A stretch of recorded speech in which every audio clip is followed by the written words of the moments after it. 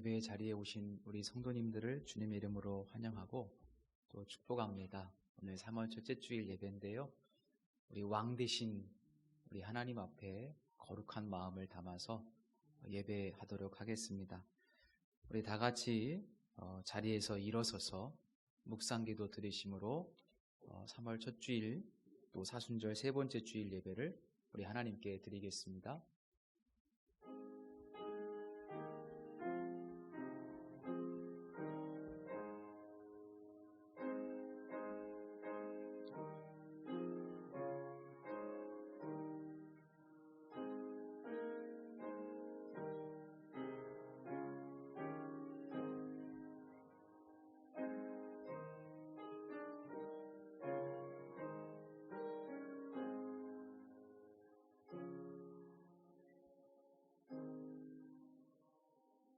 오라 우리가 굽혀 경배하며 우리를 지으신 여호와 앞에 무릎을 꿇자.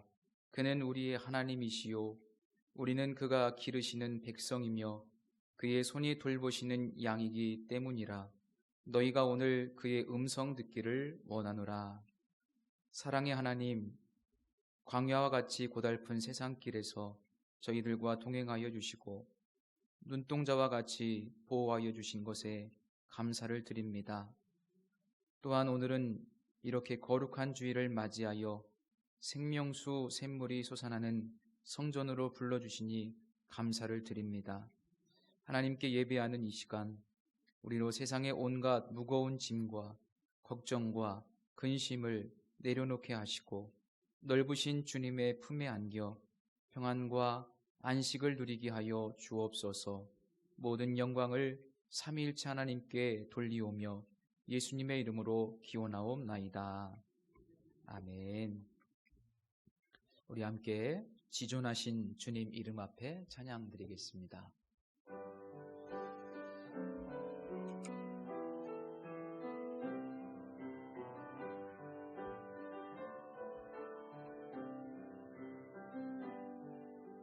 지존하신 주님 이름 앞에 모든 무릎 꿇고 다 경배. 거룩하신 주님 보좌 앞에 엎드려 절하세.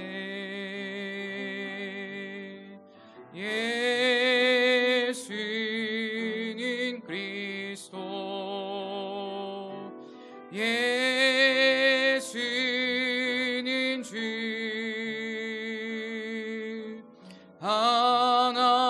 하나님의 영으로 경배드리. 예수는 그리스도, 예수는 주, 예수는 그리스도, 예수는 주,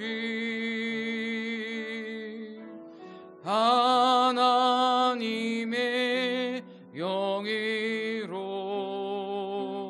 경배드리리.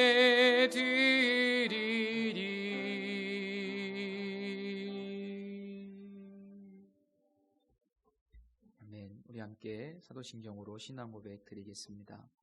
나는 전능하신 아버지 하나님 천지의 창조주를 믿습니다. 나는 그의 유일하신 아들 우리 주 예수 그리스도를 믿습니다. 그는 성령으로 잉태되어 동정녀 마리아에게서 나시고 본디오 빌라도에게 고난을 받아 십자가에 못 박혀 죽으시고 장사된 지 사흘 만에 죽은 자 가운데서 다시 살아나셨으며 하늘에 오르시어 전능하신 아버지 하나님 우편에 앉아 계시다가 거기로부터 살아있는 자와 죽은 자를 심판하러 오십니다. 나는 성령을 믿으며 거룩한 공교회와 성도의 교제와 죄를 용서받는 것과 몸의 부활과 영생을 믿습니다. 아멘. 오늘은 사순절 세 번째 주일입니다. 지난 한 주간의 삶을 되돌아보면서 우리 하나님 앞에 참여하는 마음으로 조용한 기도로 나아가겠습니다.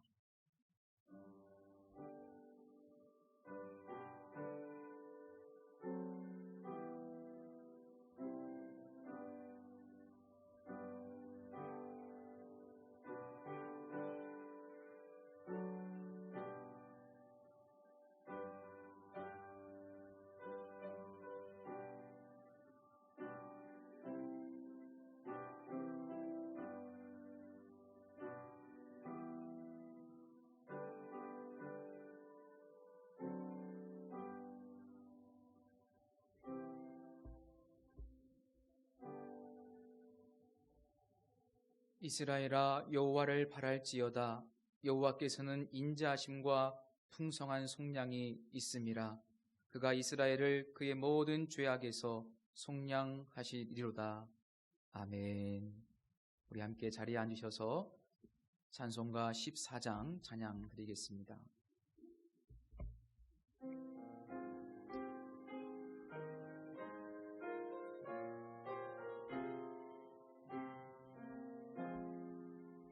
주리 하나님 하늘에 계시니 온 천하 만민 주 앞에 찬송하네. 이 천지 만물도 주 앞에 엎드려 그 거룩하신 이름을 높이네. 주 언약하신 것 끝까지 지키니 저 하늘 나라 향하여 곧 가리라. 주 얼굴 배울 때 내 마음이 기쁘고 영원히 주의 영광을 찬양하리. 왕외 왕되신 주 하늘에 계시니 이 세상 죄악 이기신 그 주 예수. 저 천군 천사들 주옹이하고서 무성도 함께 영원히 늘 섬기네. 성삼일체께 승리함으리니 다 기쁜 소리 높여서 감사드려. 창조주와 하나님 내 주님 되시니 주 앞에 나도 엎드려 경배하네. 아멘.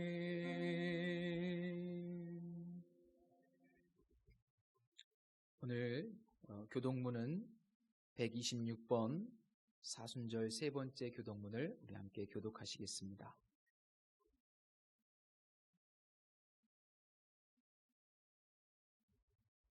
여호와여 나의 영혼이 주를 우러러 보나이다.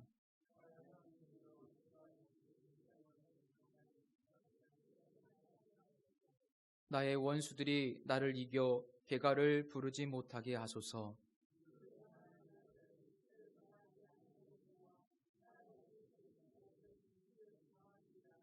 여호와여 주의 도를 내게 보이시고 주의 길을 내게 가르치소서.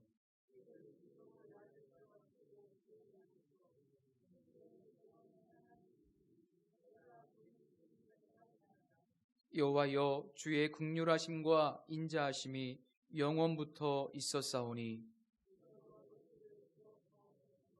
여호와여 내 젊은 시절의 죄와 허물을 기억하지 마시고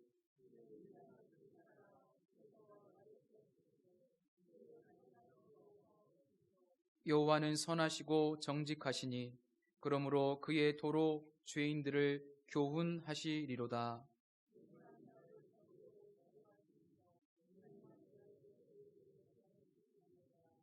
여호와의 모든 길은 그의 언약과 증거를 지키는 자에게 인자와 진리로다. 아멘. 찬송가 449장 찬양 드리신 후에 회중을 대표해서 최용숙 권사님께서 기도해 주시겠습니다.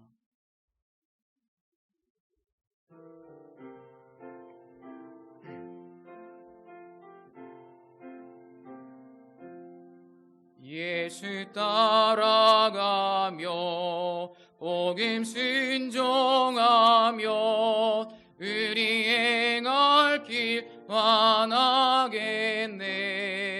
주를 의지하며 순종하는 자를 주가 늘 함께 하시리라. 의지하고 순종하는 길이 예수 안에 즐겁고 복된 길이로다.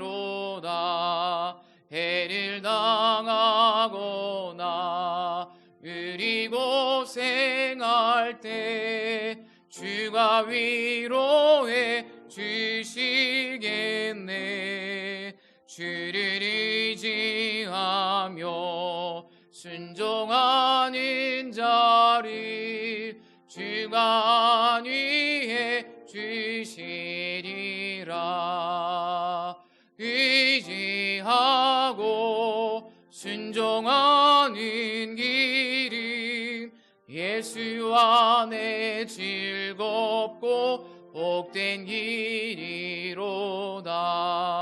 남의 짐을 지고 슬픔 위로하며 주가 상급을 주시겠네. 주를 의지하며 순종하는 자를 항상 복 내려 주시리라. 의지하고 순종하는 길이 예수 안에 즐겁고 복된 길이로다. 우리 받은 것을 주께 다 드리면 우리 기쁨이 넘치겠네. 주를 의지하며 순종하는 자를 은혜 풍성케 하시리라.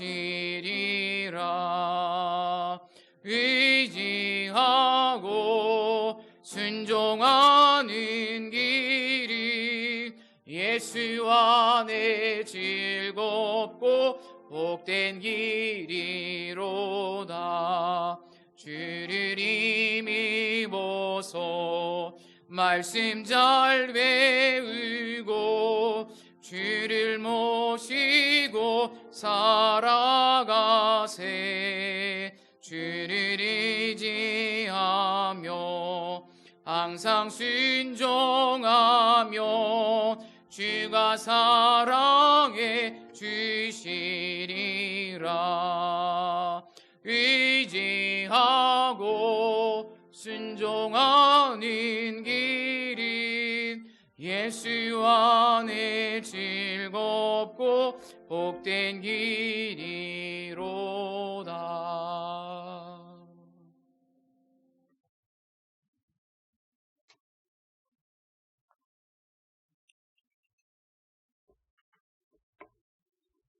하나님 아버지, 코로나 시대를 맞이하여 오늘 거룩하고 복된 날에 우리 성도들이 하나님께 찬양하며 경배를 드리며 이 시간 저희들의 온 마음을 다하여 신령과 진정으로 드리는 우리의 예배를 하나님이 받아주시고 영광 홀로 받아주옵소서.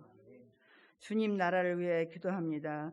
코로나 백신이 원활하게 공급되기를 원하고 감염으로 인해 힘들어하는 자들을 위해 하루빨리 치료제가 개발되기를 원하옵니다. 코로나로 인해 온전한 생활을 하지 못하면 저희의 믿음과 찬양으로 무장하여 어렵고 힘든 여건 속에서도 지혜를 주셔서 담대하게 구원의 복된 소식을 전하고 주님의 사랑을 나누게 하여 주시고, 경제적으로 사회적으로 어려움을 당하는 성도들도 있다면 물질과 일터와 통로를 주님께서 지능력 주시어 모든 것이 회복되는 시간 되도록 도와주시옵소서. 교회를 사랑하는 하나님 아버지, 이 지역에 복음되게 하여 주시고 구원의 빛이 되게 하여 위하여 믿음과 소망과 편안을 주는 교회가 되게 하여 주시고 교회가 부흥되기를 간절히 원하옵니다. 주님, 한 주간 세상 삶을 살면서 부족하여 죄악 속에서 살 때가 많으니 성령의 인도하심으로 승리하여 하시고, 아직 고백하지 못한 죄악이 있다면 보혈로 씻어주시고 이 시간 간절히 기도하오니 우리의 모든 허물을 용서하여 자유롭게 되시고 힘과 용기를 허락하여 강하고 담대한 믿음으로 항상 기뻐하며 기도하는 마침없이 주님께서 항상 도와주옵소서. 주님, 단위의 담임 목사님을 세워주시니 감사드리며 준비한 말씀을 선포하실 때 하나님의 능력과 감동으로 우리 모든 은혜 받는 시간 되게 하시고, 보이지 않게 수고하고 헌신으로 섬기는 이들에게도 은혜와 축복을 채워주시고 예배하는 주님의 은혜가 머물게 하시고 믿음이 더욱 성장해 나아가길 원합니다.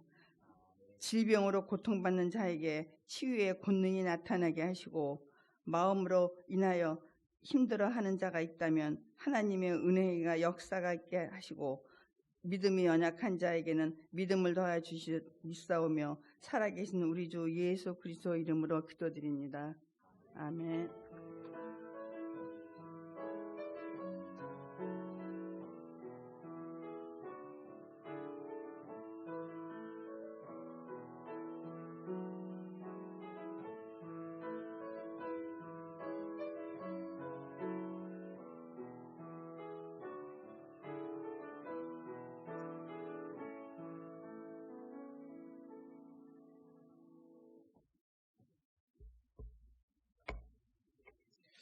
오늘 우리에게 주시는 하나님의 말씀은 갈라디아서 6장 1절에서 2절 말씀입니다. 신약성경 309면입니다.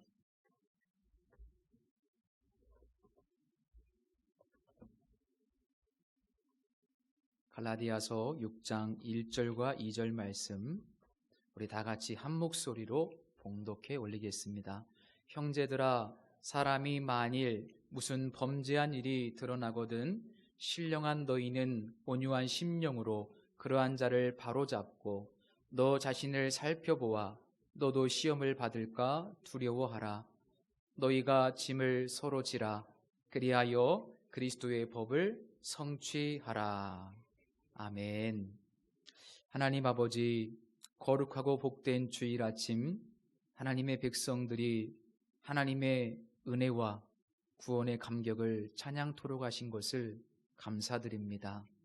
귀한 시간, 우리 하나님께서 오늘 우리들에게 생명의 말씀을 주실 때 우리가 그 말씀에 즉시로 순종하고 온전하게 순종할 수 있도록 도와주셔서 말씀 속에 들어있는 이 진리가 우리의 삶의 존재로 나타나고 체험되어 더 큰 믿음의 사람들로 성숙할 수 있기를 간절히 원합니다. 이 종을 붙드시고 오직 성령께서 함께 하시며 성도들에게 필요한 말씀과 또 성령의 사역으로 이곳에 운행하여 주시기를 간절히 소원하며 예수님의 이름으로 기도드립니다. 아멘. 오늘은 짐을 서로 지라 라는 제목으로 함께 말씀을 나누겠습니다.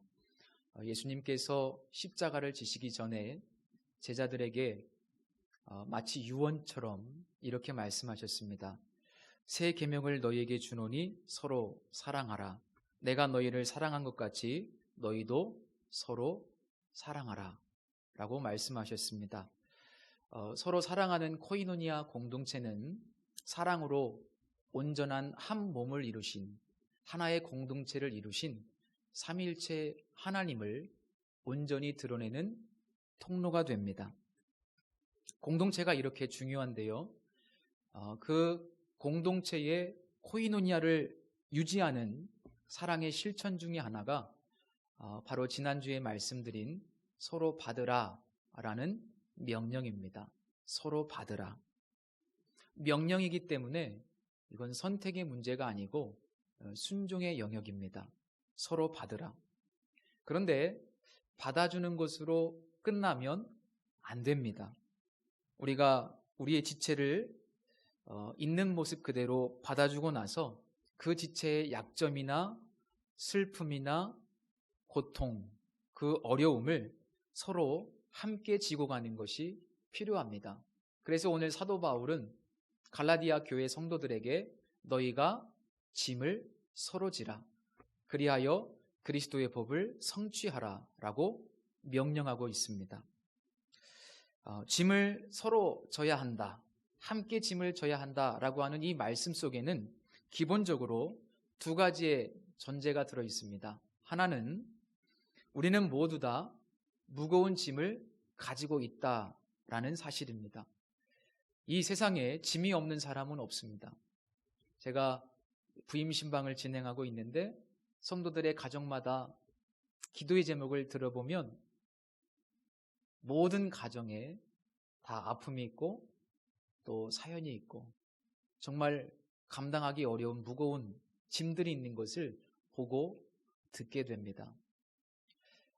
짐을 서로 지라라고 하는 이 명령 속에는 또 하나의 전제가 있는데요. 그것은 바로 혼자서는 그 인생의 무거운 짐을 다 짊어질 수 없다는 사실입니다. 모든 인생들에게는 다 짐이 있고요. 그 어떤 사람도 홀로 자기의 무거운 인생의 짐을 다 짊어질 수는 없습니다. 만약에 나 혼자 내 인생의 무거운 짐을 다 질 수 있다면 성경에 이런 말씀이 있을 필요가 없겠지요. 아무도 그 누구도 혼자서는 그 무거운 짐을 질 수 없기 때문에 하나님은 말씀을 통해서 우리에게 짐을 지라고 말씀하시는 겁니다. 그리고 우리가 다 혼자 감당할 수 없기 때문에 하나님께서는 우리에게 공동체라는, 지체라는 선물을 보내주셨습니다. 예수님께서 수고하고 무거운 짐 진 자들아 다 내게로 오라고 말씀하셨죠. 주님께서 우리의 짐을 져주시겠다고 말씀하셨습니다. 그런데 주님께서 우리의 짐을 져주시는 여러 가지 방법 중에 중요한 방법 하나가 바로 이 우정어린 코이노니아 공동체의 섬김을 통해서 짐을 함께 지는 방식입니다. 오늘 본문에서 짐이라고 하는 단어는 무거움이라는 의미가 있습니다. 무겁다. 그리고 또 다른 의미로는 고통이라는 의미도 있습니다. 무거움 그리고 고통. 이 지라라고 할 때 이 지다라고 하는 단어는 누군가를 짓누르고 있는 무거운 그 짐 그리고 무거운 그 고통 그것을 함께 집어들다 이런 의미를 가지고 있습니다. 그리고 운반하다. 함께 그 무거운 것을 집어들고 운반하다. 그래서 짐을 지라라고 하는 이 성경에 나온 표현은 누군가를 짓누르고 있는 경제적인 혹은 정신적인 혹은 육체적인 그리고 영적인 고통에 함께 참여하라는 의미가 됩니다. 그러니까 서로가 서로의 무거운 고통에 함께 참여해서 그 고통을 분담하라는 의미입니다. 오늘 본문 1절 말씀은 이 짐을 서로 진다라고 하는 명령이 구체적으로 어떻게 실천되는지 그 한 가지 예를 우리에게 말씀해주고 있습니다. 만일 교회 안에 있는 어떤 지체가 자기도 모르게 범죄를 했습니다. 어떤 유혹에 빠졌든지 어떤 실수를 했든지 자기도 모르는 사이에 방심하다가 어떤 죄를 지었다고 가정한 겁니다. 일반적으로 죄를 진 교회 안에 있는 지체는 마음이 무겁고 괴롭습니다. 또 심한 양심의 가책도 받습니다. 너무나 힘든 상황에 직면한 거죠. 이런 범죄가 드러나게 되면 대개의 경우에 그 지체를 정죄하거나 배척하는 경우가 참 많습니다.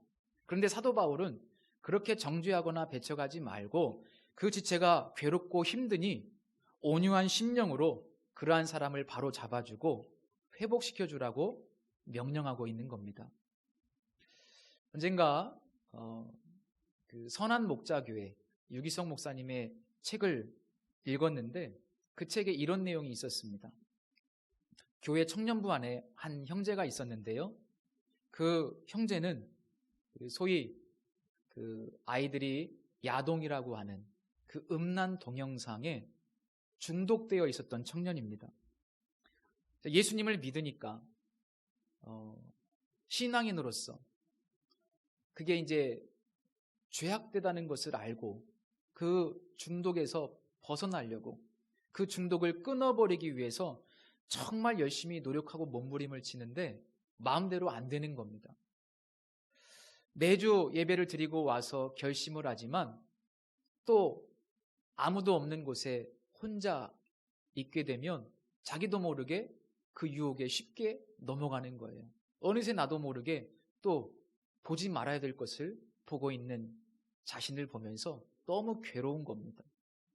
그러던 어느 날 이 청년은 용기를 내서 교회 공동체, 소그룹 모임 안에서 이 자신의 연약함, 자신의 이 정말 고통스러운 문제를 부끄러운 일인데 그것을 솔직하게 그 소그룹 공동체 안에서 오픈한 겁니다. 그리고 나를 위해서 기도해 달라고, 나를 좀 도와달라고, 내가 정말 이 중독에서 벗어나고 싶은데 도저히 혼자 힘으로는 안 된다고 기도해 달라고 그렇게 부탁을 한 겁니다.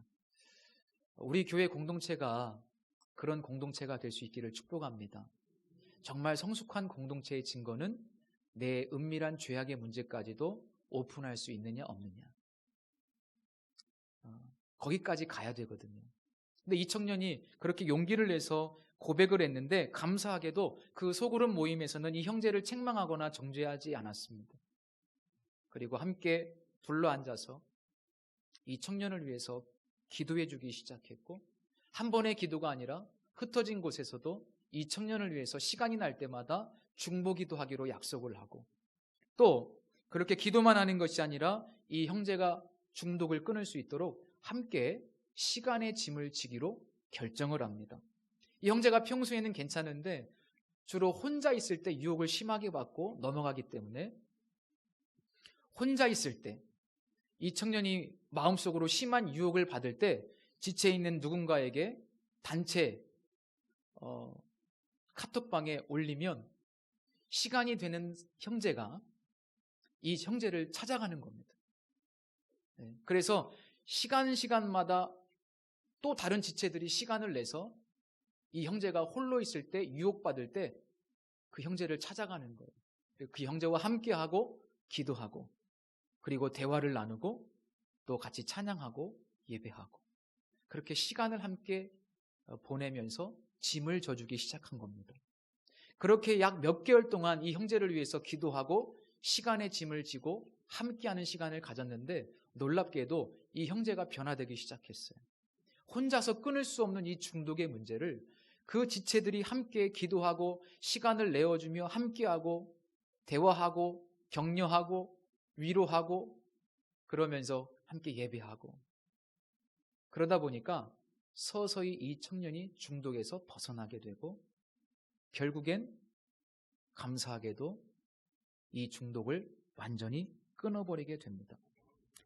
단적인 예이지만 이런 일들이 바로 오늘 성경에서 말씀하고 있는 온유한 심정으로 형제를 회복시켜주는 사역, 다시 말하면 짐을 서로가 지는 일입니다. 정말 귀한 일입니다. 사도 바울은 빌립보서 2장에서 두렵고 떨림으로 너희의 구원을 이루라 라고 명령하신 적이 있습니다. 구원에는 세 가지 측면이 있습니다. 십자가를 통해서 우리가 죄의 심판에서 벗어나는 것이 첫 번째 측면이고요. 또 예수 그리스도의 부활을 통해서 우리가 죄의 존재에서 해방되는 것이 두 번째 구원의 성격입니다. 그리고 중요한 것은 예수 믿고 난 다음에 이제 내 안에 계신 예수 그리스도 그분을 통해서 우리가 계속되는 죄의 권세, 죄의 영향력에서 벗어나는 것이 마지막 세 번째 구원의 성격입니다. 우리는 이미 예수님의 죽으심과 부활을 통해서 우리 죄의 모든 저주에서 해방됐죠. 그리스도 예수 안에 있는 자에게는 결코 정죄함이 없습니다. 우리는 예수님으로 옷을 입었기 때문에, 예수님의 보혈로 우리를 덮어주셨기 때문에 우리는 이제 죄의 권세에서 해방됐고 죄의 심판에서 해방됐습니다. 그런데 우리가 육신을 입고 아직도 이 세상에 살아가고 있기 때문에 죄의 영향력은 남아 있습니다. 죄를 지을 수 있는 가능성이 얼마든지 우리 앞에 있는 겁니다. 오늘 본문 1절이 그것을 전제하죠. 만일 누군가 범죄한 일이 드러나거든. 우리가 예수 믿고 구원받았고 심판받지 않지만 그러나 죄를 지을 수 있는 가능성이 남아 있어요. 이것이 우리의 삶의 여정 가운데 계속됩니다. 그렇기 때문에 사도 바울이 두렵고 떨림으로 너희의 구원을 이루라 라고 말씀하실 때 이미 구원받았는데 어떻게 구원을 이루어? 구원받는다는 개념이 아니라 이 말씀은 공동체 안에 있는 지체들이 서로가 서로를 도와주고 서로가 서로의 짐을 지면서 모든 지체들이 이 죄의 영향력에서 벗어나서 승리할 수 있도록 도우라. 너희는 두렵고 떨림으로 거룩을 함께 이루어가라. 바로 그런 의미입니다. 함께 짐을 지라는 거죠. 오늘 본문 1절의 말씀처럼 우리가 날마다 죄를 극복해서 정말로 예수님을 닮은 사람들로 성화되어야 되는데, 그렇게 성화되기 위해서 하나님께서 우리에게 두 가지 선물을 주셨는데, 첫 번째는 성령 하나님이시고 두 번째는 바로 공동체라는 사실입니다. 우리가 함께할 때 우리가 죄의 유혹을 극복할 수 있다는 거죠. 홀로 무리에서 떨어진 짐승은요, 언제든지 사자의 먹이가 될 가능성이 많습니다. 사자의 먹이가 될 가능성이 굉장히 많아요. 성도도 마찬가지입니다. 공동체에서 떨어져서 개인주의적으로 혼자 신앙생활한다. 나는 나 홀로 신앙생활 잘할 수 있다라고 말하는데 그런 성도들은 거의 범죄하고 그리고 타락하고 믿음에서 떨어질 가능성이 굉장히 많습니다. 혼자서는 이 죄의 무서운 영향력을 이겨나가기가 굉장히 어렵습니다. 그래서 하나님께서 우리에게 공동체를 허락해 주신 거예요. 그래서 이 공동체가 굉장히 중요합니다. 앞으로 나 홀로 신앙생활하는 분들이 계시면 이 공동체의 중요성을 잘 설명해 주시기를 축복합니다. 그래서 초대교회에서 구원받았다라고 말할 때 세 가지 증거가 있어요. 하나는 믿음, 하나는 믿음에 근거한 행동, 그리고 마지막 중요한 것은 공동체에 소속되어 있느냐 아니냐. 이 세 가지 조건이 다 충족되어야 진정으로 구원받은 것이라고, 회심한 것이라고 봤습니다. 공동체가 그렇게 중요합니다. 개인주의가 대세인 이 세상에서 공동체 안에 있으시기를 축복하고 공동체 안에 있는 누군가의 짐을 저어주시기를 축복합니다. 물론 누군가의 짐을 진다는 것은요, 굉장히 부담스러운 일이에요. 어떻게 보면 내 인생의 짐도 지기 어려운데 다른 누군가의 짐까지 내가 져야 된다? 이거 정말 부담스러운 일일 수 있습니다. 그런데 기억하실 것은 내가 공동체 안에 있는 지체의 짐을 져야만 이 공동체가 유지될 수가 있습니다. 그리고 이 공동체가 유지돼야만 그 지체도 살지만 나도 살게 되는 겁니다. 결국 서로가 서로의 짐을 질 때 함께 살 수 있다는 겁니다. 우리가 잘 알고 있는 그 인도의 성자 선다싱의 유명한 일화가 있어요. 이분이 어느 날 친구와 함께 저 히말라야 산맥을 넘어서 네팔 쪽으로 전도를 하기 위해서 가게 되었습니다. 그런데 가는 도중에 길가에서 추위에 떨고 있는 한 노숙자를 만나게 돼요. 가만히 놔두면 죽을 수밖에 없을 것 같아요. 너무 불쌍해요. 이 혹독한 추위 때문에 사실 이 썬다싱과 그의 친구도 생명의 위협을 느끼고 있었습니다.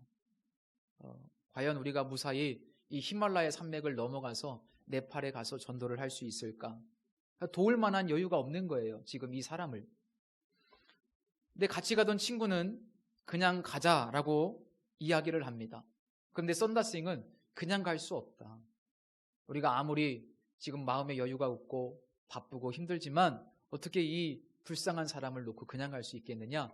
그렇게 계속 설왕설래하다가 결국에는 친구는 그냥 떠나가 버립니다. 나는 그냥 가겠다. 너 알아서 해라. 그냥 가버려요. 근데 썬다싱은 그냥 가지 못하고 이 길가에 쓰러져 있는 불쌍한 추위에 떨고 있는 이 노숙자를 자기가 들쳐 업습니다. 그리고 이 사람을 업고 한 걸음 한 걸음 힘겹게 그 산길을 가는 겁니다. 그런데 한참 얼마나 걸었을까? 한참 동안 가는데요. 저기 한 사람이 앞에 쓰러져 있는 거예요. 근데 그 사람은 앞서가던 사람이에요. 자기 친구. 혼자서 그 추운 산길을 올라가다가 그만 체온이 떨어져 가지고 그 길가에 쓰러져서 결국엔 죽어 있는 겁니다. 그런데 썬다싱은 그 추위에 떨고 있는 노숙자를 등에 업고 힘들지만 함께 가야 된다, 함께 살아야 된다고 그 노숙자를 등에 짊어지고 가는데 얼마나 힘들었겠어요. 땀도 나고 또 둘의 이 체온, 온기가 있으니까 그 추위에 견딜 수가 있었던 겁니다. 그래서 죽지 않고 썬다싱은 그 노숙자와 함께 살아서 그 산을 넘어갔다는 이야기가 있습니다. 이 실제 사건인데 이 사건이 주는 교훈은 굉장히 분명합니다. 우리가 잊지 말아야 될 것은 우리가 누군가의 짐을 져주는 것, 그것은 결국은 우리 모두가 다 함께 사는 길이라는 사실입니다. 짐을 져줘야 함께 삽니다. 사도 바울은 죄를 진 그 형제를 온유한 심령으로 회복시켜주는 것이 서로의 짐을 지는 것이라고 말씀하셨는데 왜 하필 이런 예를 들었을까? 짐을 질 수 있는 사례는 얼마든지 많이 있잖아요. 그런데 왜 하필 범죄에 빠진 형제를 도와주는 것이 짐을 지는 것이다, 이런 예를 들었을까? 제가 궁금했습니다. 말씀을 묵상하는 가운데 깨닫기 시작했습니다. 성경 구절이 생각났습니다. 구약 성경에 나오는 메시아의 예언이 생각났습니다. 이사야 53장 4절과 5절 말씀인데요. 제가 표준 세번역 성경으로 읽어드릴게요. 그는 실로 우리가 받아야 할 고통을 대신 받으시고 우리가 겪어야 할 슬픔을 대신 겪었다. 그러나 우리는 그가 징벌을 받아서 하나님에게 맞으며 고난을 받는다고 생각하였다. 그러나 그가 찔린 것은 우리의 허물 때문이고 그가 상처를 받은 것은 우리의 악함 때문이다. 그가 징계를 받음으로써 우리가 평화를 누리고 그가 매를 맞음으로써 우리가 나음을 얻었도다. 예수님께서는요, 우리가 받아야 될 저주를 대신 받으셨고 우리가 당해야 될 슬픔을 대신 겪어주셨습니다. 예수님은 우리가 받아야 될 징계를 대신 받으셨고 우리가 맞아야 할 매를 대신 맞아주셨습니다. 죄가 없으신 예수님께서 우리의 죄의 짐을 대신 져주셨습니다. 우리의 무거운 죄의 짐, 우리가 홀로 감당할 수 없는 이 무거운 죄의 짐을 예수님께서 대신 져주신 겁니다. 그러니까 사도 바울은 본문에서 바로 이 예수님을 우리가 모델로 삼으라고, 그 예수님의 본을 따라서 우리도 누군가의 짐을 지어주는 사람이, 그런 사람이 정말로 신령한 그리스도인, 그런 사람이 진정한 그리스도인이라고 우리에게 명령하고 말씀하고 있는 겁니다. 늘 이기적인 생각들이 우리 마음속에 찾아와요. 나 혼자만 잘 살면 되지, 나만 신앙생활 잘하면 되지, 이런 마음들이 우리 마음속에 찾아오지만 그럴 때마다 우리가 우리의 짐을 대신 져주신 십자가에서 우리 때문에 채찍에 맞으시고 피를 흘리시고 고통당하신 그 예수 그리스도를 생각하면서 우리도 우리 지체들의 짐을 대신 져주라는 겁니다. 사도 바울도 이 갈라디아서에 보면 지금 타락한 다른 복음으로 인해서 오염된 이 갈라디아 교인들, 죄에 빠진 이 교인들을 책망도 하지만 그러나 책망하는 것이 아니라 사도 바울은 내가 다시 너희를 위해서 해산의 수고를 감당하겠노라고. 내가 너희들을 정죄하는 것이 아니라 예수님이 나의 짐을 대신 져주셨듯이 나도 너희를 위해서 해산의 수고를 감당하겠노라고. 그렇게 이 교인들에게 말씀하는 것을 볼 수 있습니다. 성도 여러분, 언제나 예수님을 먼저 생각하시기를 바랍니다. 어려움 당한 지체들을 보면 그냥 넘어가지 마시고 예수 그리스도를 깊이 생각하십시오. 예수님은 우리의 어려움을 보시고 우리의 죄의 짐을 보시고 우리가 혼자 이걸 해결할 수 없기 때문에 불쌍히 여기시고 낮아지시고 인간이 되시고 십자가를 지시고 우리의 모든 짐을 대신 져주셨어요. 그 측량할 수 없는 예수 그리스도의 보혈의 은총을 우리가 늘 기억할 수 있기를 축복합니다. 우리가 기꺼이 우리 공동체 안에 있는 지체의 짐을 지어줄 수 있는 이유가 있다면 예수님 때문입니다. 예수님이 내 짐을 다 져주셨기 때문에, 예수 그리스도가 우리의 본이 되어 주셨기 때문에 이 명령에서 중요한 사실은 예수님께서 우리의 짐을 대신 져주시기 위해서 자신을 희생하셨다는 사실입니다. 예수님이 자신을 희생하셨습니다. 그것이 우리에게 본이 되는 줄로 믿습니다. 우리가 누군가를 돕는 방법 중에 하나는 짐을 대신 져주는 건데, 짐을 져주기 위해서는 반드시 우리의 무엇이 필요하다고요? 우리의 희생이 필요해요. 우리의 희생이 없이는 짐을 지는 것이 불가능합니다. 내가 내 짐을 지지 않고서, 내가 희생의 짐을 지지 않고서 어떻게 우리가 타인의 짐을 질 수 있느냐? 불가능하다. 예수 그리스도가 어떻게 우리를 위해서 희생했는지 보아라. 내가 너희들을 위해서 얼마나 해산의 수고를 하는지, 얼마나 희생하는지 보아라. 희생이 없이는 짐을 질 수 없다. 그 내용이 오늘 본문은 아니지만 5절의 말씀입니다. 각각 자기의 짐을 질 것이라. 여기서 짐이라고 하는 표현이 또 나오는데, 이 짐은 2절 말씀의 짐이라는 단어와 다른 단어입니다. 이 5절에서의 짐이라는 단어는 제자들에게 부과된 윤리라는 의미입니다. 제자로서 마땅히 져야 될 윤리는 희생의 윤리. 희생으로서 다른 사람의 짐을 져야 되는 것이 내가 져야 될 짐이라는 거예요. 우리 주님께서 오늘 우리들에게 말씀하십니다. 희생이 없이는 짐을 질 수가 없다고.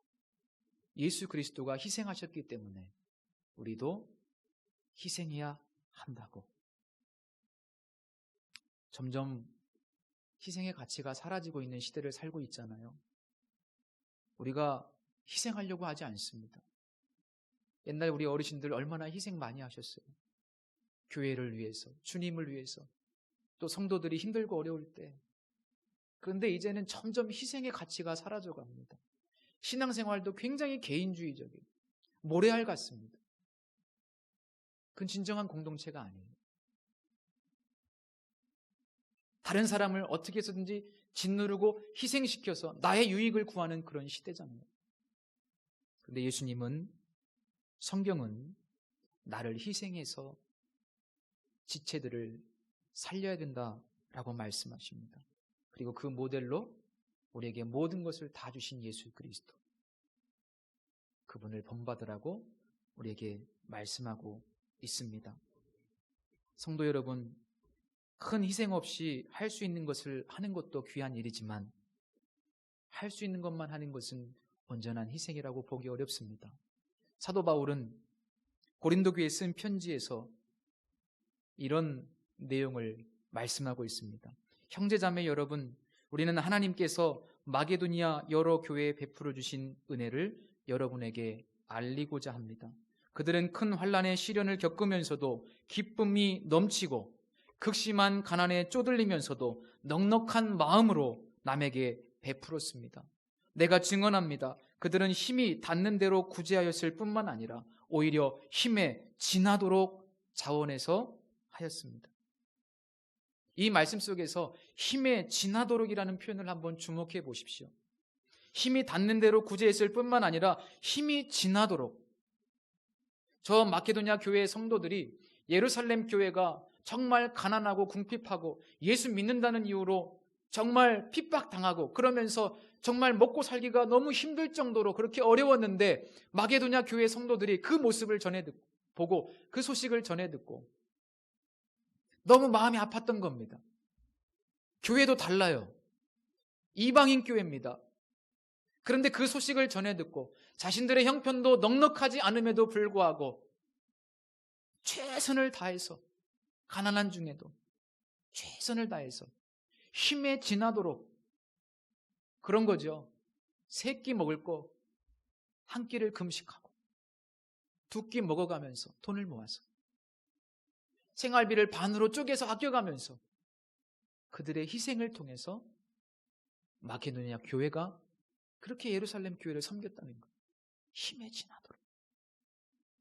하나님은 그것을 기뻐 받으셨다고. 심는 대로 거둔다고. 사도 바울이 그렇게 축복합니다. 지난 2월 달에요. 제가 우리 교회 부임해서 처음으로 저희 교회가 속해 있는 지방회의에 1년에 한 번씩 열리는 지방회의에 다녀왔습니다. 남대전 교회에서 지방회의가 열렸는데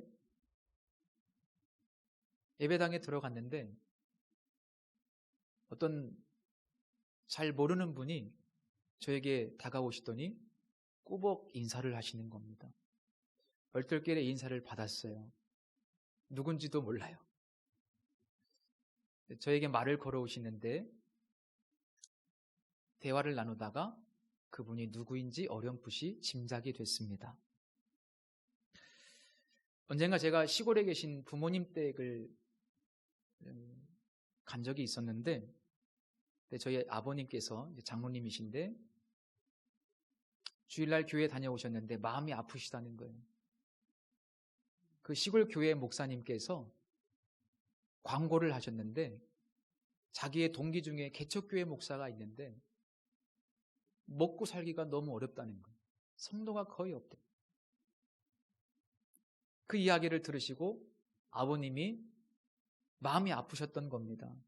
아들도 개척교회 목사인데 물론 그렇게 어려운 형편은 아니었지만 어쨌든 개척교회 목회를 하고 있는데 시골교회 목사님이 그런 광고를 하면서 혹시 마음이 감동이 되시는 분들은 좀 도와주시라고. 그 이야기를 저한테 하시는 거예요. 아버님께서 그러시더라고요. 뭐 다른 거는 별로 없고 농사 조금 지으시니까 쌀이라도 한 가마 보내야 되겠다고. 참 귀한 마음이죠. 제가 그 이야기를 듣고 집에 왔어요. 그 다음날부터 새벽에 기도하는데 그 목사님 이야기가 자꾸 생각나는 겁니다. 먹을 것도 제대로 먹지 못하고 성도가 별로 없고 고생하시는 목사님. 자꾸 그 목사님이 생각이 납니다. 누군지도 몰라요. 이름도 몰라요. 그 당시에 이제 제가 섬겼던 교회, 내가 이전에 사역했던 교회도 개척교회고 뭐 그렇게 넉넉한 형편은 아니었습니다만 교회가 4대 절기 헌금을 전액 우리 교회를 위해서 쓰지 않고 선교와 구제를 위해서 다 썼습니다. 그 금액이 꽤 됐습니다. 이제 그렇게 하게 된 것도 어떤 성령님의 인도하심이 있었는데요. 어쨌든 아버님 이야기를 듣고 새벽마다 기도하는데 자꾸 생각이 나고 마침 절기가 지날 때였고 절기가 지나면 저는 그 헌금을 가지고 이번에는 이 돈을 어떻게 써야 될까 하나님 앞에 늘 기도합니다.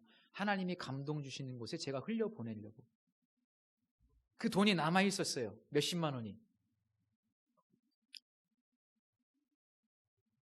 하나님께서 그 목사님을 생각나게 하시고 감동을 주셔서 누군지 한 번도 뵌 적이 없는 그 목사님, 그분에게 보내드려야 되겠다.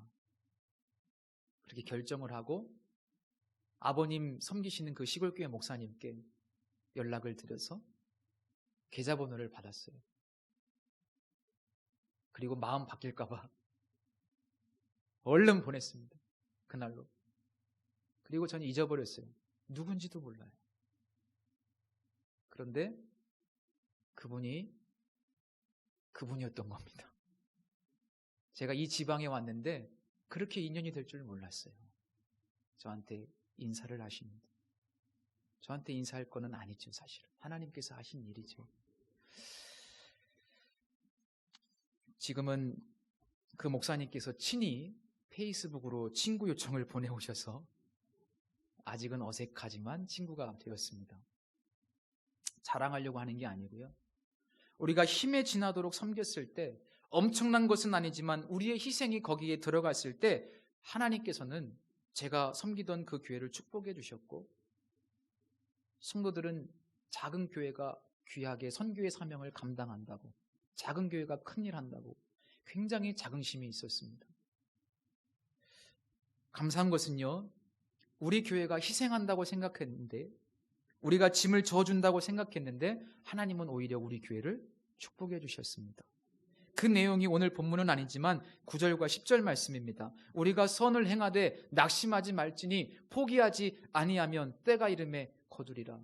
그러므로 우리는 기회 있는 대로 모든 이에게 착한 일을 하되 더욱 믿음의 가정들에게 할지니라. 우리가 선을 행하되 우리가 짐을 지어주되 낙심하지 말고 포기하지 말라고.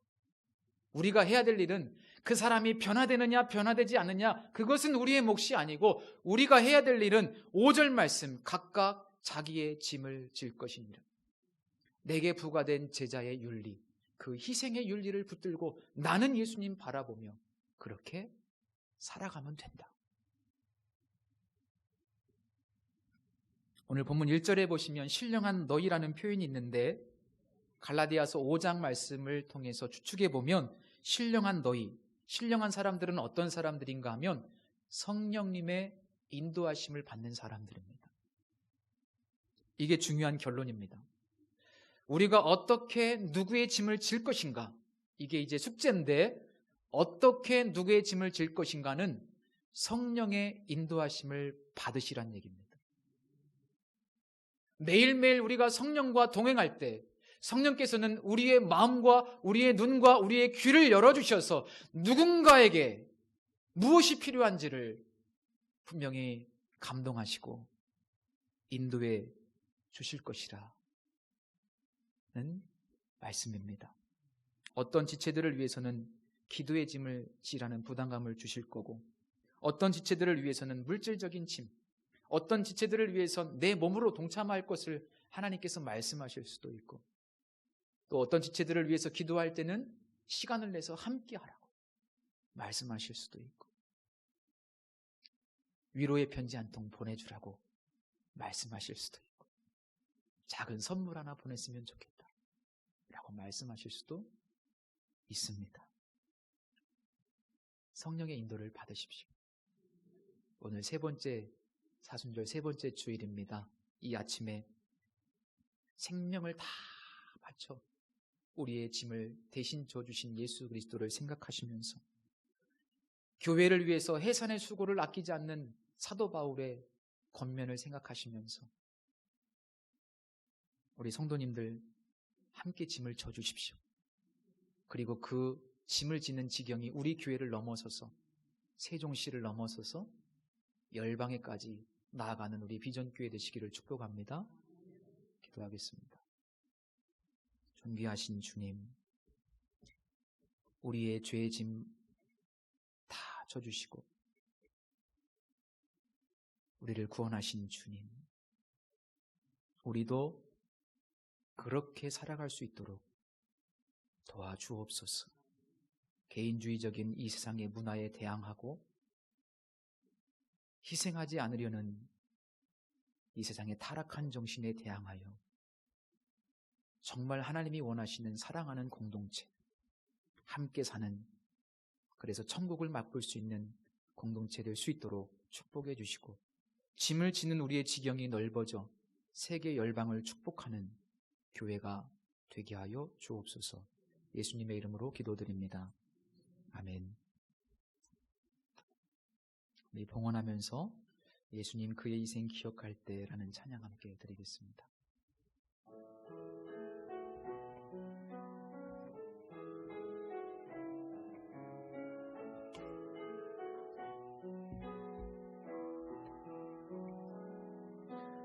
예수님 그의 희생 기억할 때 자기 몸 버려 죽으신 주, 나 항상 생명 주신 그 은혜를 마음에 새겨 봅니다. 마음에 새겨 봅니다. 주 달리신 십자가를 내가 볼 때 주님의 자비 내 마음을 겸손케 해. 주께 감사하며 내 생명 주께 드리네.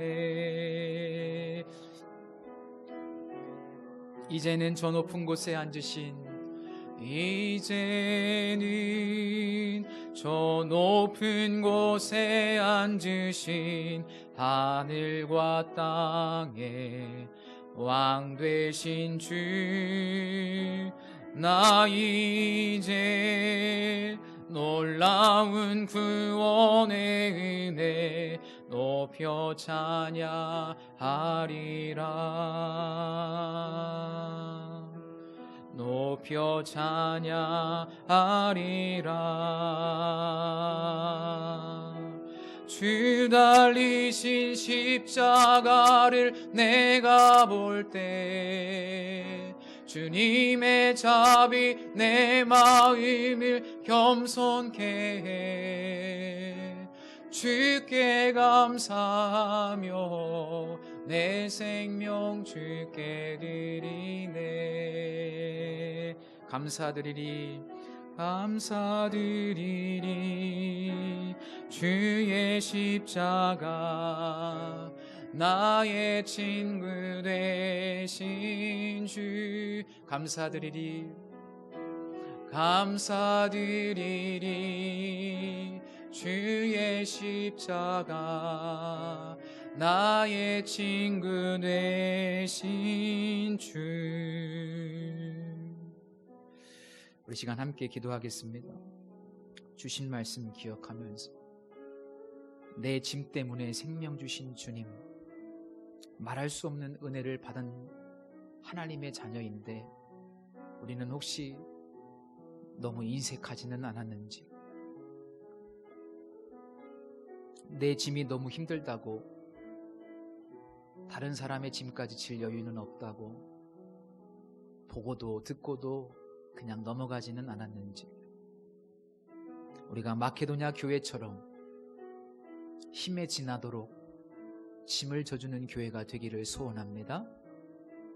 그럴 수 있기를, 성령의 감동에 기꺼이 순종하는 성도요 교회가 될 수 있기를 우리 함께 기도하겠습니다. 하나님 아버지, 오늘도 주님의 은혜 찬양합니다.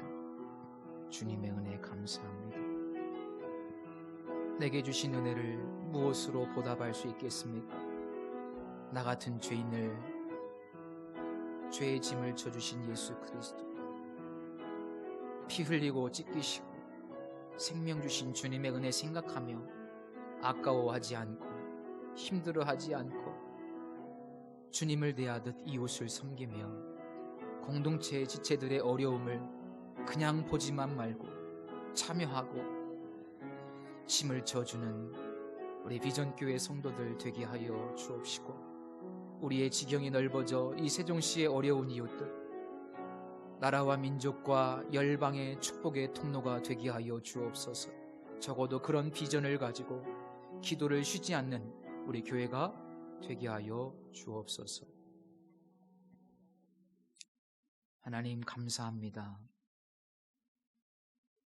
우리의 심령 깊은 곳까지 감사가 흐르게 하시고 예수 그리스도의 희생과 섬김을 오늘 우리의 삶의 현장에서 또 다른 지체들을 향하여 흘려보낼 수 있는